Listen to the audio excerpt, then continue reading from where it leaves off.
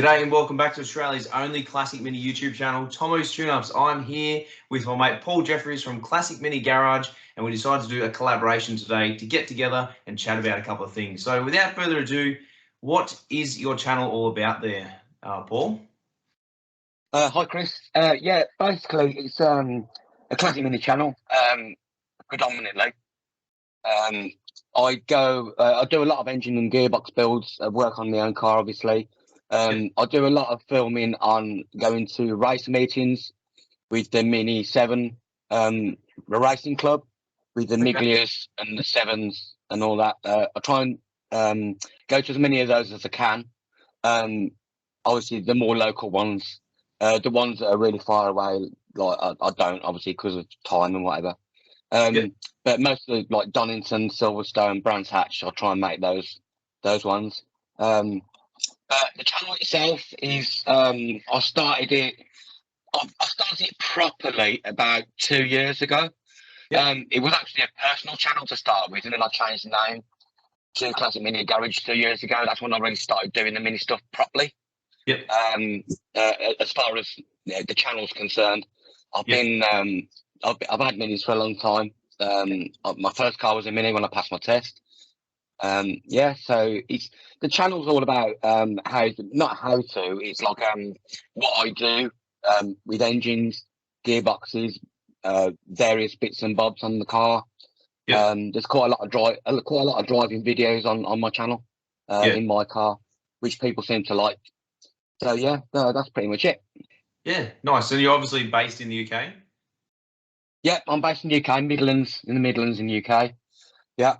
Yeah, nice. So let's talk about how do we meet? What do you want to tell that story? Yeah, basically what it was, I was watching a channel on YouTube. It was a new channel at the time called Tomo's Tune-Ups, and at the time Chris was doing a 1275 engine, building one up, and there was a couple of things that he'd sort of missed. So I reached out to him in a message and said, basically, you've sort of missed this, or you should have really done this a different way. So Chris got back in touch with me. We exchanged numbers and whatnot and had a chat on the phone. And basically, I told him the things that he sort of missed, and Chris was grateful for the advice, and he ended up taking the engine back apart again. But in a way, it was good. Otherwise, he could have landed in a little bit of trouble later on. Otherwise, yeah. I think when I first saw those messages, I was a bit blown back by it. But as I've always said, if you guys are going to give me constructive criticism, that's fine. Just don't be a dick about it. And, it's hard to determine how someone's actually portraying what they're trying to say through a message. So that's why I reached out, and we've been in contact ever since. It's probably been more than 12 months now, I think, since we probably started talking. So how long have you been working on minis for? Obviously a lot longer than what I have. Well, like I say, my first car was a Mini. Originally, I bought one before I passed my test. I was 16. I bought a 1970 Mini Saloon with a knackered engine in it. So my plan at the time, being 16, was to buy another Mini with a good engine in it, but the body work was scrapped. So I bought a Mini Clubman Estate, which had a 1100cc engine in it. But unbeknownst to me at the time, my car was a 1970 car. The Mini Clubman Estate, which I'd bought for the donor engine, was a 1975 car. And then I took the engines out, and I thought, the gearboxes are different, because obviously the 1970 car had a remote shift, and the Clubman had a rod shift gear chain. And I thought, this ain't going to work. But I didn't know you could just swap the gearboxes over.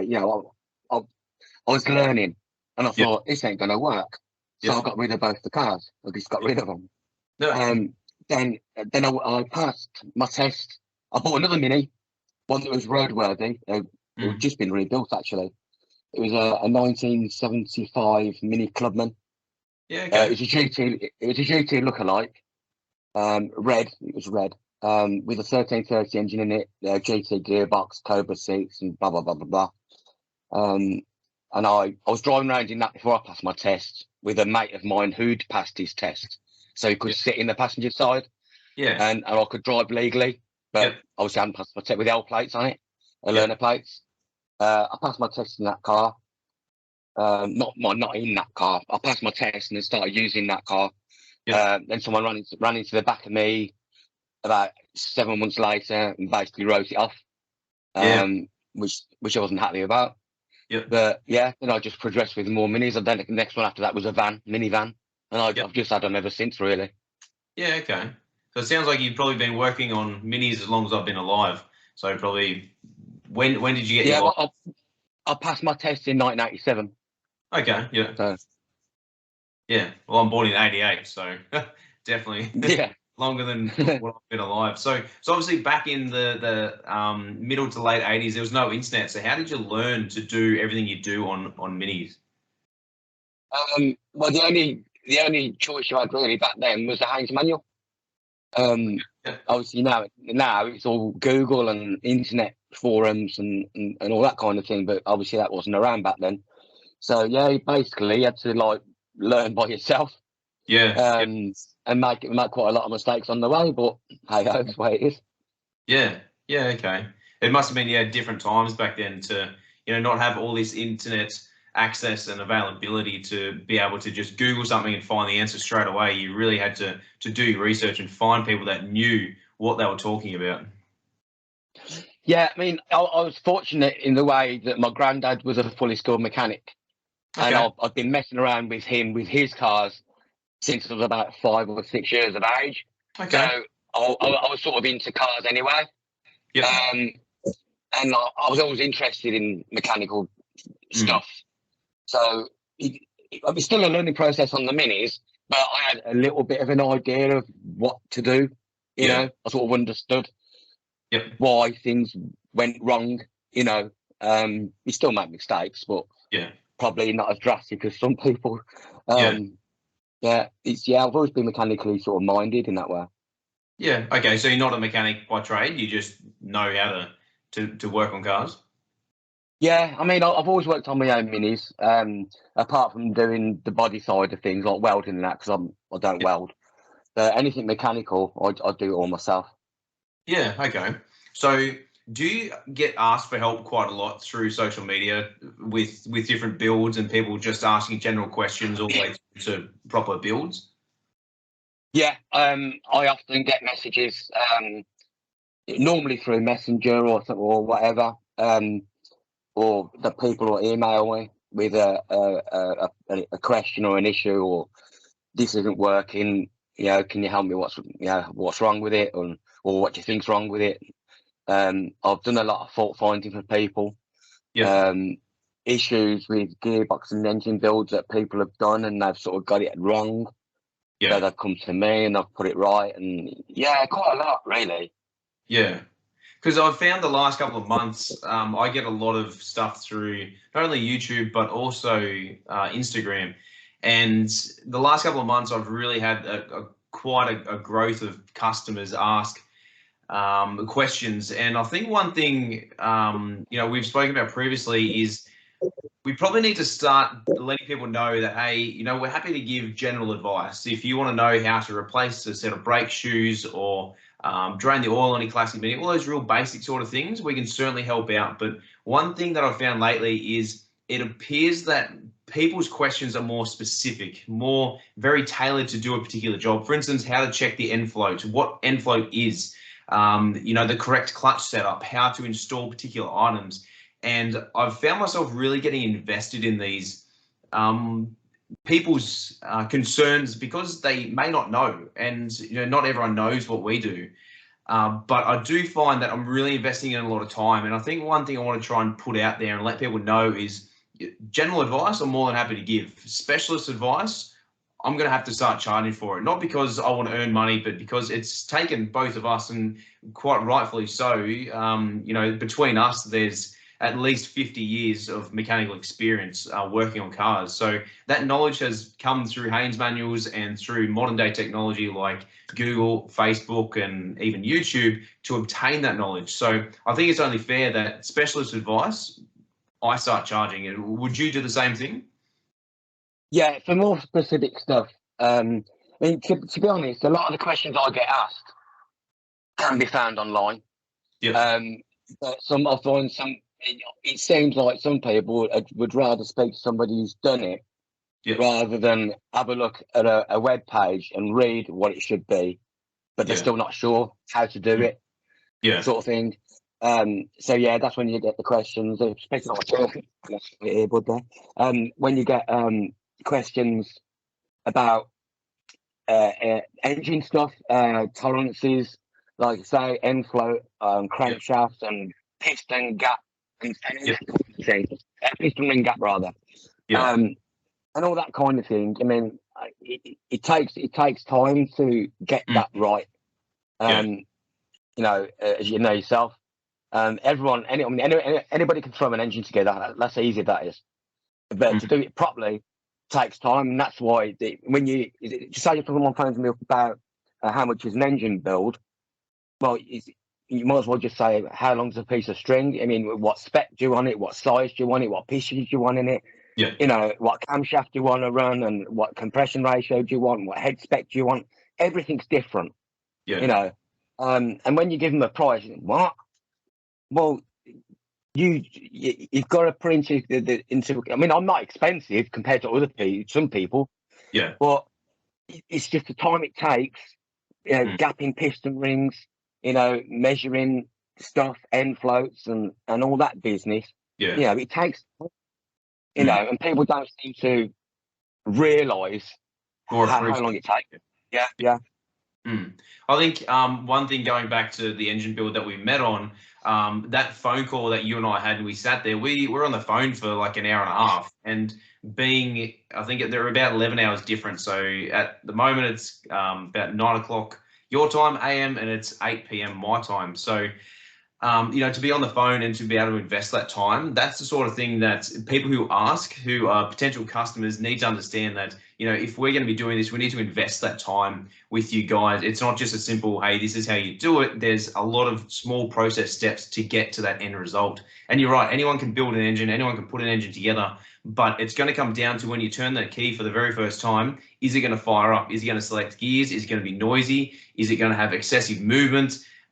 There's so many different variables in there, and if we come in halfway through the build, or you've had problems before and you're trying to nut it out, you're taking off in many different tangents, it's very hard to specifically tailor the advice that you're asking for and set you on the right path, because it's not just a simple case of, oh, I'll just quickly pop around. You might be on the other side of the world. I can't just swing around to your place, Paul, and say, hey, let's just build this engine together. I've got a question. We need to work out a time to be able to do it, and work through and really invest that time in doing it. And you want to be able to get it right. You want to know that if we're giving advice, whether it be specialist or even just general advice, that we're giving the most amount of our time that we can, but also people need to understand that, you know, that knowledge we've obtained over all these years, and rightfully so. I think it's fair to say, well, hey, I think we need to get paid for this.